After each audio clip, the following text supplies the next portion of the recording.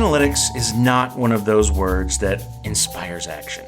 It's not a word like rose, dripping with alternate meanings and romantic associations. It's not a word like disgust, a word which evokes emotions and even specific facial configurations. Shakespeare never wrote A Midsummer Night's Analysis. There's never been a hit pop song with the word analytics in the title. And you know what? I didn't even bother searching to make sure that was true. So it's no wonder that it's hard for us to imagine ourselves spending time in analytics. And it's a shame, because there, amidst the page views, the conversions, the events, and the revenue, are the hopes and dreams of our visitors, their trials, their triumphs, and their frustrations. If there was anyone who would write an ode to a graph I saw in analytics one dewy morning, it is my guest. He is genuinely excited about analytics and Google Analytics specifically. He is infectious, and that means that if you listen to this, you might get excited about analytics too. Beware. I do know this. Your visitors hope you get excited about analytics because it is the fastest way to make your website better for them.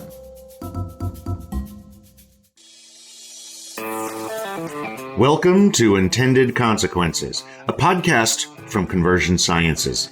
I'm Brian Massey, and I believe that anyone is capable of using behavioral science to predict the success of their marketing campaigns. Marketing magic is real, and I'll teach you how to harness it. People think their data is like this jungle that they have to hack through, and they're going to come upon these ruins that they find, and in there is this little jade monkey worth of data that makes them a superhero, from a marketing standpoint. It's like, that doesn't exist. Stop looking for that. Chris Mercer, aka Mercer, is not only good at analytics, he's good at teaching analytics. That's what he spends his days doing as the co-founder of measurementmarketing.io.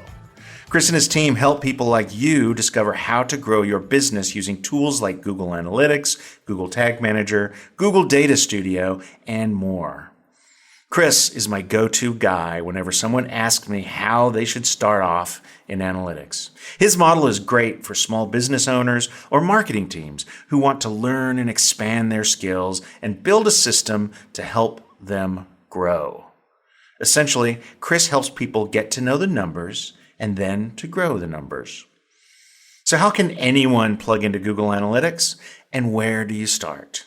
I think you'll be surprised by some of Chris's answers, so let's dig in. Well, whenever somebody says, all right, I want to get into analytics, what's the first thing I ask my analytics guy for, my IT guy for? I always tell folks you want to get a login and a password. That's where you want to start. But what I'm hearing from you is that there are some things that you really want to make sure that your IT department or your analytics guy takes care of. What's kind of the minimal list? At least have them do these things. Yeah, so it's a good question, because in the world of measurement, right, there is the implementer, which is the person who's making sure everything's being measured. And then there's the person who's more on the strategist side. Sometimes that's the same, right, in the company, they're the same role. But essentially, there are those two roles. There's a person who's using the numbers and the person who's making sure those numbers are there and that they're useful, right? They actually give a good representation of what's happening on the site itself. So if you're going to your implementer and you really want to make sure that, and I'm going to give you a very simple formula. Everyone's going to be able to remember this. I want to know the results. Number one, I want to be able to know my results. So which traffic sources are causing which results? Okay, that's it. Very simple. And I want to know how I'm getting there. How am I getting those results? So it comes down to the results and the how broken down by traffic source. Like, that's the easiest thing to start with. When you do that, you naturally go into more and more specific questions after that. But first, start with the basics. If you don't know what your traffic sources are, so for example, I've got Facebook traffic that I'm sending into our e-commerce site, and I know that Facebook traffic generates, I've spent $100,000 on Facebook and I make $150,000 in profit attributed to that campaign. That's great, but that's a results-oriented metric. It's part of the story. It's an important part of the story, especially from the ad spend perspective. But if you find out the how metrics, which means, okay, how many people are we sending to those product pages? Of those, how many add to cart? Of those, how many initiate checkout? Of those, how many go through their billing? Of those, how many enter payment? Of those, how many review? How many create accounts? How many ultimately purchase?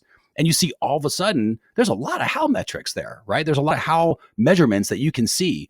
And if you measure that, what you'll start to see is there's a pattern that evolves. And everybody has that same pattern where a certain amount of a percentage of people are going to go from step 1 to step 2 to step 3, ultimately to achieve whatever the result is, right? The purchase. So the result metrics are one thing. They tell one side of the story, right? And it's nice to know that Facebook, again, 100 grand of Facebook resulted in $150,000 worth of sales.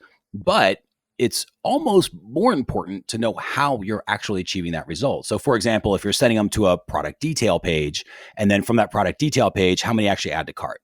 How many of those initiate checkout? How many of those make it through the billing, the reviewing the payments, all the other details that actually ultimately lead to the actual exchange that happens on the purchase end?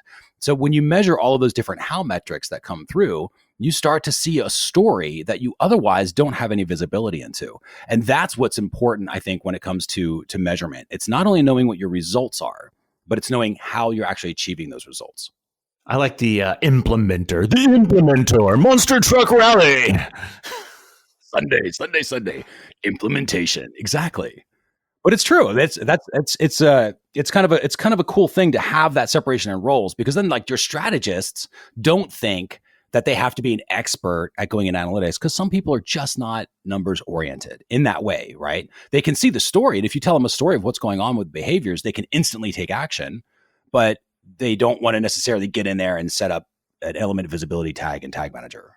Well, and is this a misconception? I think people start to hear stories of we did a correlation and I did a regression, and suddenly they're like, oh, right. There's no way I have the training to go into analytics.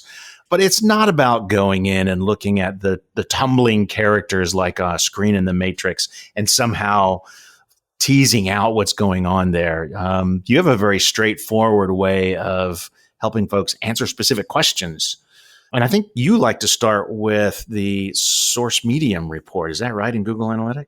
Yeah, that's like that is by far my favorite report in GA. Like they nailed it with that report. So, but you're right. Because, and we tell it the same way. It's like we say the myth of the jade monkey, where like, people think their data is like this jungle that they have to hack through, and they're going to come upon these ruins that they find. And in there is this little jade monkey worth of data that makes them a superhero, from a marketing standpoint. It's like, that doesn't exist. Stop looking for that.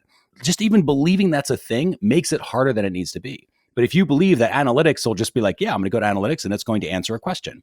And the reason that the Jade Monkey thing comes up is because people jump into GA without a question, right? They go in unarmed, and you always have to go in with a question. So the way that we talk about with Google Analytics, and then I'll jump back into to tie it into the source medium, is you start with a question in mind, always, always, always. But it's not just like, oh, gee, I wonder what our Facebook results are. Then you have to think about, okay, what information do I need to get those answers? And then you say, okay, now let's assume I get those answers and they look like this or whatever. This is before you even go into GA, right? Before you go into analytics. What question do I want to answer? What information do I need to get the answers? And then you go, what actions will I take based on those answers? And you think through all of that first. Then you go into analytics to go find the information that'll give you your answer. You already know what actions you're going to take. The whole thing's a lot easier. And so the source medium report is a perfect one to do that for, because assuming it's set up and it's giving you a nice, useful truth, you can, in one place, you can see, here's the traffic sources. So here's the identity of the traffic coming in. Here's how much of that traffic I'm getting. Here's engagement metrics of how much they're interacting with my site. And then ultimately, here are the results. Here's how many goals they're achieving, or here's what the e-commerce sales are for that traffic. And you can compare and contrast between different traffic sources all in one report and get some fascinating insights. So I heard goals. Setting up goals is probably one of the first things you want your implementer to do. Make sure that whatever triggers indicate that someone completed a form, downloaded the white paper, any of those trackable conversions get converted into a goal. And they're usually pretty easy to set up. It's 100% true. Like if you're just starting out with analytics and you're like, wow, we don't even have e-commerce. Like that's okay. There's a lot of companies that make millions and millions of dollars that I've been their analytics. They don't have e-commerce set up. But if you go back and you can set up a goal, it's easy to do that. And there's three main types that when you think about goals, it was kind of to your point of like, oh, they download the white paper, whatever. But the concept of like, when you're trying to answer that question of what should a goal be, there are three sort of categories that we use. And we sort of use the model of ACE, right? ACE. So there's awareness goals, right? Are they aware that they're in are they aware of this product, of this funnel, of whatever the thing is you're trying to make them aware of in the first place, right? Are they aware? So basically, did they start? Then it's the C stands for the completion stage. That's whatever the completion is for that particular thing. So it's either becoming a lead or an e-commerce transaction or whatever it is. But then the E stands for engagement. So people have to be aware of you in the first place. Then they have to engage, and then ultimately they complete whatever that process is. And then you measure those different stages as goals. You start to very quickly see which traffic sources are not only better at creating result, but what style of result, what type of result, what category of result. You might find Google Organic is horrible at closing sales, right? It just doesn't do sales. It's not good at that. Well, that's okay. Like that doesn't mean Google Organic's horrible. It just means that it doesn't do sales. But if you flip and you're measuring an awareness goal, for example, you might find that organic is amazing at getting people aware. And then you can retarget those people on Facebook to get them to engage, maybe become a lead. And at that point, you come back with email and email closes them. And you'll be able to see that story unfold on your source medium report. Well, give me an example of what an awareness goal would be. So very simple, like a page view. So for example, at measuremarketing.io, right, we do trainings all the time. We have all these different things. One of them is called win courses. So we have these very specific courses, like one for Google Analytics, for example. So if I was tracking the funnel, and this is the simplest way I do it, the page, the loading of the page of that offer, right, the sales page essentially is an awareness goal right away. I'm just like, how many people are aware of this? So now I know they are aware of the Win Google Analytics Basics product. Then when they click into the cart and the cart page loads, right? And in Google Analytics terms, it'd be called a destination goal. It's all based on the URL. So they're super simple to set up. That's why I use these as examples. So when the cart loads up, they've engaged at that point. They weren't just aware and left. They engaged with the process. They're engaging with my funnel. So I track that as an engagement goal. And then when they purchase, they arrive at a thank you page. Well, that thank you page triggers the purchase. That's the completion part of it, right? So that's my whole ACE model there. So here's what's cool about that is, let's say somebody's listening from the podcast. They come in, right? They come in, they take a look at the stuff that we have to offer. They're coming in from the podcast. I can see in the source media report that they came from Intended Consequences podcast. And then when I do that, I can do that, and I can flip the goals in that source media report. So I can say, well, show me how many people were that came in. How many of them ended up becoming aware of Google Analytics Basics? Oh, okay, interesting. How many of those actually engaged? Flip through to engaged goal. Now it shows me that. How many of those actually purchased? So now I know exactly how the traffic responded. And I'm doing that with all sorts of things on my site. So I can see that we have another product for teams called the Measurement Marketing Academy. So I could do the same thing for that one because I've got the ACE goal model there. Right. So there's lots of ways that you can use that. And very quickly, you can easily see the story. And that's what analytics tells you. Like when it's done right, it's not a bunch of numbers. If you ever jump in analytics, or anybody listening jumps in analytics and they're like, oh my God, these reports, like my eyes glaze over. It's because you're looking at numbers. But remember, that's not actually what you're looking at. What you're looking at is behaviors. And analytics is trying to tell you a story of behaviors. And so you kind of look past the numbers to sort of see like, what's the story here? And when you understand that, the actions become like easy, right? It's like, oh, well, the story is everyone's becoming aware of my funnel, but nobody's making it through. Nobody's engaging. Okay, I've got some messaging issues there. Or the story is everyone's making it through. They're going to the cart, but they're just not buying. Okay, I've got a story that's where I'm going to focus, right? At that particular stage where the breakdown is. Or everything's working perfectly fine, right? My conversion rates are great, except I'm not getting enough sales. So that means I have a traffic problem. Let's work on getting traffic.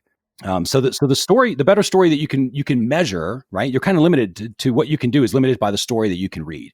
So if you measure better and you prove your measurement skills, you're able to see a better story. And do you actually set a Google Analytics goal for the entry process, or is it just a part of the funnel on a destination goal? No, we set it up as a separate goal. Really, that's very interesting. Because I want to know where, so because remember, when you're looking at your source media report, and for anybody that's not seen this yet, it's just a list of your traffic sources. And then to the right is like all the results from those traffic sources. It's kind of how it works. So if I look at it, I can instantly see kind of on the screenshot of my traffic sources, I can flip it to awareness for like, let's say the Measurement Marketing Academy. So I flip it to awareness and say how many people were aware, and I can instantly see which traffic source is more likely to get people to become aware. Then I can say, okay, well now of those people that become aware, how many actually become engaged with that traffic source? I can flip it, and some traffic sources, just half of them become engaged, which is great. Other traffic sources, none of them become engaged. And so then I go, okay, well, maybe I should retarget. So for example, Google Organic is one of those where it's like, oh, it can make me aware of a certain thing, but and again, doesn't mean it's going to be like this for everybody, just it is for us on certain products. So Google Organic makes people aware of something, but they don't engage necessarily. But now they're aware of it. So now I can retarget that group of people and get them to engage, which sometimes means going into a blog post or a different offer or, some other tool that we have that they can sign up for, so I can get them on the email list, so I can have a conversation with them, so that ultimately they purchase, right? As they move through that whole know, like, and trust style of marketing. Yeah. Well, and goals allow you to assign a value. This is something that's been really helpful for me. And when you're looking at things that are page views based, and I assume source and medium is going to be the same way, can show you a page value and actually show you the value of what it means for somebody to visit that page and how that page is contributing essentially to your closes. Now, a lot of people don't know what number to put in that goal value, especially if it's, for instance, the completion of a lead form. Talk a little bit about strategies about how do we figure out what a lead is worth so that we can plug it in there and open up this other way of measuring things. Yeah, that's a great question. So I'll answer it in two ways. One is we have a phrase here we like to say, it's like good enough to get going, right? Like at a certain point, especially in metrics and measurement and analytics and all this technical things that you're thinking about, it's easy to get overwhelmed and get paralyzed because you're like, oh yeah, but we really want to know this, we really want to know that, and then you end up not doing anything. So always get good enough to get going with this. So what I would do is just do your best to figure it out, generally speaking, in the beginning, which means however much we've sold, how many leads did it take to sell that? Great. Divide it out. There you go. Right? Good enough to get going. Then you come back and make it better. So how do you make it better? Like, how do you make a more useful truth, right? So you get that initial good enough to get going, but how do you make it better? The goal, the way that we do it, so we'll track our leads. We track them through something called velocity of return. So essentially what that is we measure the results of our leads over time. So when somebody comes in as a lead, we track them. That's day zero, right? We're measuring that. So that's day zero. What were they worth on day zero? Maybe nothing. Like maybe that particular funnel that was just, hey, here's your free thing, go have fun. But maybe within 7 days, right, there's a pitch or an offer or a sale or something. They bought something and now they're worth $50. And then maybe by day 14, they're worth 75. Maybe by day 30, they're worth 90. And so we measure at points of time up to about 90 days. And that's sort of where we cap it out. And so that's how we know. So it's not just what an average lead value is worth, because while that's good, it's definitely good enough to get going approach. It doesn't help me from like a cash flowing perspective and how to manage the ad spend. So if I said, oh, an average lead is worth $200 for me, right? Well, let's say they're worth $200,000, right? Just blowing it way out there. Yeah, it's a great lead. But it took me 7 years to get that $200,000. Well, now you're like, well, of course I wouldn't go spend $1 million on Facebook, because now you have the entire story. So that's why you measure the lead value over time. And that way you can say, okay, and then once you have your benchmarks, you begin to forecast. But the idea is that if I know on average that for every one lead I get of this particular type of lead, let's say again from Facebook, a certain target or whatever, that this particular lead type is going to be worth $30 in 30 days, then I can better plan out my spend. If they're worth $200 in 2 years, like that might be great, but do I want to wait 2 years? And B is, how do I know that the next 2 years are going to be like the last 2 years? Like it's just too far of a time frame. So that's why we try to keep it to these, we measure 0 days, 7 days, 14, 30, 60, and 90. Like that's how we do it. Yeah. So you have the fortune that you generate leads and most of your transactions also complete online. There are a lot of listeners who are in long sales cycle businesses like ours.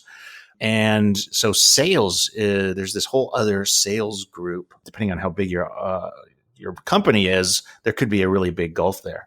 But if we could just get one signal through that says, okay, this lead came from the web. And what we do is we literally just take 6 months worth of revenue and divide it by 6 months worth of lead generation. The key for us is be consistent, like measure week after week, month after month using the same thing. And what you're tracking is changes, not necessarily the absolute accurate value. So every month we go and and change the values in our goals for what the new lead value is. And it's been very, very helpful to light up those reports and see in dollar terms which channels are working for us. Now, you've talked a couple times about engagement metrics. I want you to define what you call engagement metrics, and I want to talk a little bit about what we really can and cannot get from engagement metrics. Sure. So for us, again, pretty much measuring everything online, right? It's anything that's leading from point A to point B. Point A being oh, hi, I'm on your page, to point B being, okay, here's the money. In those, or whatever the completion is. So it could be a lead, right? Here's my email for a lead or whatever. So whatever the process or that journey is that we're measuring. So that's what the engagement is. But so when you think about like what is engagement, again, sometimes it's like, oh, okay, for us, we just tracked it as the order form. But there's other ways to think about engagement. So for example, if I have one of our offer pages and I'm trying to figure out, let's say I have this ACE model set up and I've got my goals, and it tells me that people are coming to the sales page, but they're not moving forward to the cart, right? They're not taking that next massive engagement milestone step. So how would I figure out what to do? Right? How do I know? Do I just gut it out? Do I ask my friend and, hey, what would you think? Right? Sometimes the hippo comes in and says, oh, you should switch it to blue, right? Whatever. But that's not useful, right? And that's a lot of guessing. So what you can do is you can measure the level of engagement on that page. So I can measure things like scroll. Did they even scroll? I can measure, did they see the offer? Did they even see the button? Like, and when you see this, again, you're trying to measure for the story. That's all you care about. I honestly don't even care what the numbers are most of the time. I care about the story. And so I'm trying to figure out what are the behaviors? What's happening on this page? How are people using it? And so I might find that if somebody's coming to the sales page and they don't scroll and they leave, right? They leave within 10 seconds or so, let's say.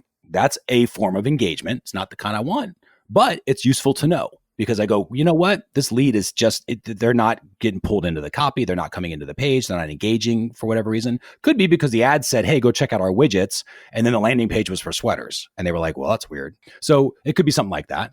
But if I see that behavior, I know what to go fix.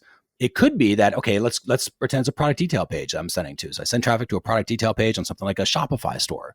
So now they're coming to the product detail page. Did they engage with the photos, right? Are they actually looking at the photos? And then we look at the photos, then they leave. Like that could be something where it's like, okay, maybe our photos could be improved, or they said the wrong thing, or again, either mistargeted traffic.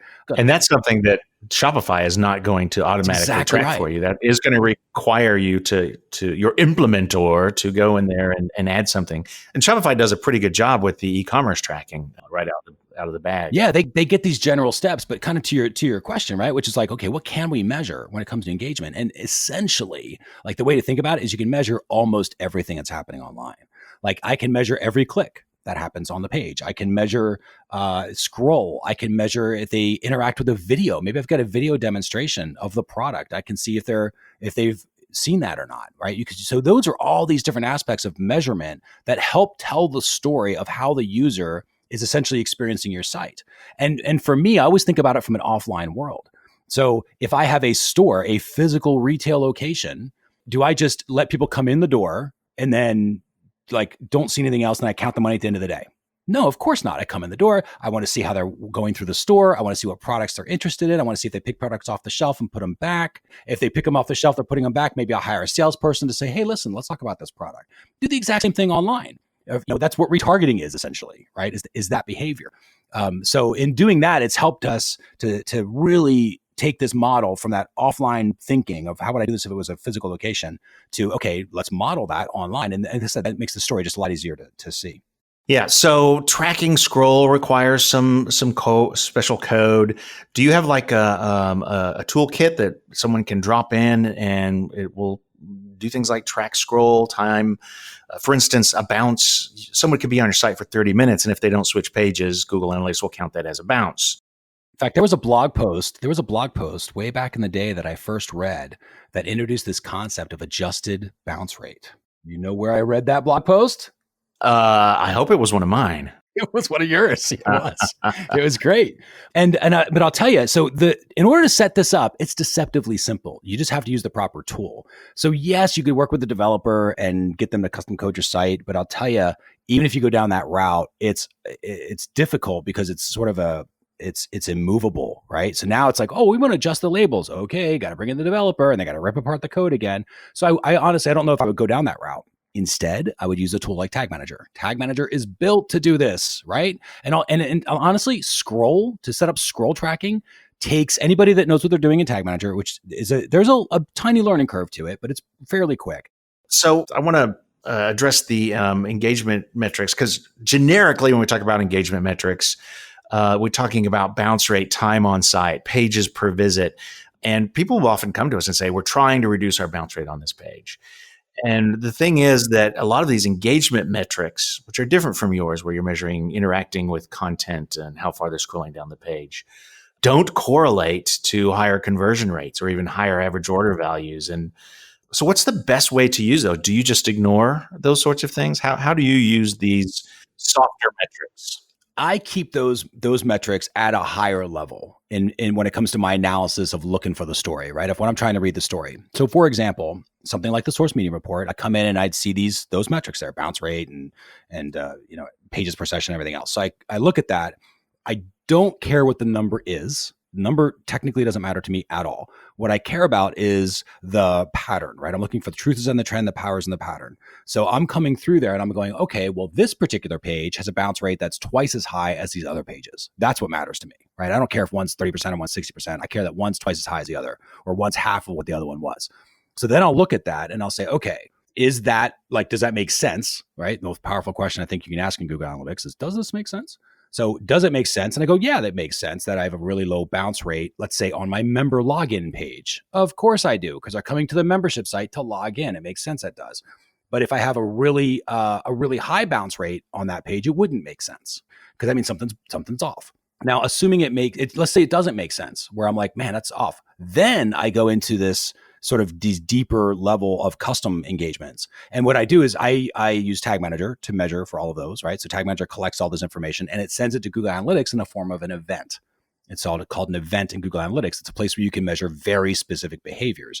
And so then I go to the events report for that page and I can see, oh, well, here's what my engagement levels are. And I have a little engagement report that says, here's what the scroll rate is. Here's what the different items that we have that need to be seen in that particular page. Here are the clicks that happened on that page. And so now at that point, it's kind of like I went from triage, which is kind of like that level of the bounce rate, right? It's like triage, like, hey, okay, we just got to get people sorted left and right. Where do they need to go? Okay, we triaged it. Now I'm going to go in and we're going to go to this deep dive analysis and spend some time. But again, if you measure properly, that doesn't take a lot of time because the story kind of just unfolds for you. So that's what we do. Then we'll go into the page and be like, okay, why is this happening? Oh, you know what? Turns out this one thing isn't lighting up. They're not. Oh, it's below the fold now. Okay, well, let's figure that out. Right. And then you either split test if you've got the traffic for it, or, sequential test. So use these in generically engagement metrics as a guide, but don't use them don't use them to make any specific decisions, because if you've set up the database properly, if you've set up analytics properly, you're going to be able to get those clues out of that. As a digital marketer or as owner of a business on which my website is an important source of sales or leads, am I going to be able to get around all of this? Is there some alternative if I just decide I'm never going to go and look at analytics? Is that a death knell? What do you think? No. I'd say, maybe back in the day, right, 5 years ago, it was harder to do that because that was the only tool out there for that. But now there's all sorts of other tools that you can get measurement. So there's alternatives. Number one, of course, you can go hire somebody. So there's people that can go out there and set this up for you. So there's always that option. And then the trick that I would do is I kind of use that's why I love the Google platform, because they've done such a great job of, it was used to be just analytics, and analytics collected its information and then it stored the information, and then you had to use the built-in reports to get the information. And that was pretty much it, right? And then they started expanding out with these tools. So now you've got Tag Manager that actually makes collecting a lot easier. So now I can collect all these cool little behaviors like scroll and video interaction and stuff like that. Google Analytics still stores the data because that's what it's built for. It's built to store behaviors in this big giant database. So it does that. Then there's something called Data Studio that is now for reporting. So Google has Google Data Studio. Its purpose in life is to make dashboards. So instead of using these built-in Google dashboards, which have never really been great for Google Analytics, within that Google Analytics platform, use Data Studio. And here's the trick. Instead of just taking this information dump, right, and getting sort of like just the same stuff that's in a Google report, but now it's just prettier. Like that's half the time what dashboards do. Because especially if you've ever seen a dashboard where you're like, I still don't know what to do with this. Like that's how you know you've done this information dump. Instead, design your dashboards to answer questions. And I'll give you kind of a framework that you can follow. So anybody can follow this framework. Five steps to the framework. Call this the measurement marketing framework. First step, planning. Okay. So we kind of call these the pillars. So the first pillar is planning. And this is before you actually I'm going to pretend you're coming into a brand new setup here. First step is you have to plan. You have to think through what questions do I want to answer? Then you think through what information will I need to get those answers? Then you got to think through what actions am I going to take based on those answers. Okay. Planning. Then you do the build out. And those are just the first level of questions. You don't have to exhaustively imagine Exactly everything right. you could possibly measure. Exactly right. This is not the These are the things that right now are most important. right to now you. most important. Exactly right. There's always another question right behind the question you got an answer to. So that never stops. So you're exactly right on that. So first you do the plan, then you do the build out where you're setting up tag manager and analytics, and you get your goals tracking and your events in there and all that fun stuff. Then you move to reporting, where you're actually starting to pull and build reports. Typically, we use Data Studio, sometimes spreadsheets, where we are getting answers now. We're designing these dashboards to answer the questions that we thought about in the planning stage. So they start to tie together. Then once you have those, you're going to start to see patterns and benchmarks. That's when you can start to forecast. So now, instead of always looking back in the past, which is what most people do, they're looking back in their data to find out like what just happened. Instead, you start marketing forward and you lean into it and you say, okay, so next week we're going to make $1,000. Here's how we're going to do it based on what we know about how people use our site. We need to send 10,000 impressions to Facebook. 1% of those are going to click through. X amount of those are going to go to the next step. X amount of those are going to go for the next step for an average order volume of this to equal the $1,000. And that's your forecast. So that's sort of the fifth pillar of forecasting. Then you send traffic against your forecast and you measure, because you've got measurement in place already, and you see where you're hitting the mark and where you're not. Guess what that tells you what to do? That tells you where you need to optimize. And that's where the fifth pillar is optimization, because it's going to be apparent and you'll be like, oh, wow, we thought, the funnel worked perfectly fine, just wasn't enough traffic. Okay, we need to ramp up the traffic. Or traffic was great, but they all died off at the cart. Okay, let's focus on the cart. And that's sort of how you get that process measured out. So planning, build out, reporting, forecast, optimize. Who doesn't like to be able to tell the future? Seriously, it is scary how consistent that behaviors are. It is scary how consistent behaviors are. Because every time I talk to you, I get reinvigorated about analytics, even though I use it every hour of every day. I'll tell you, half the battle with this stuff is just knowing what's possible. So that's what makes this exciting. Is it's always changing. When you get back to the office, think back to a time that you had to trade off immediate desire for a long-term payoff, something that amazed you. Did you ever watch sea monkeys grow as a child? Did you ever plant bean seeds and water them daily and wait for the shoots? Did you ever care for an ant farm? These are all examples of discovery over time. This is the gift of analytics. Your website is the ant farm and the glass is the analytics. No, your customers are not ants, but they want you to understand them, and analytics is the way. You can get started with Chris's program for a discount. Go to measurementmarketing.io/ICP. That stands for Intended Consequences Podcast. There you can dive in at a discount and begin to understand your visitors the way they want you to understand them. That's it for this week, scientists. Go get them.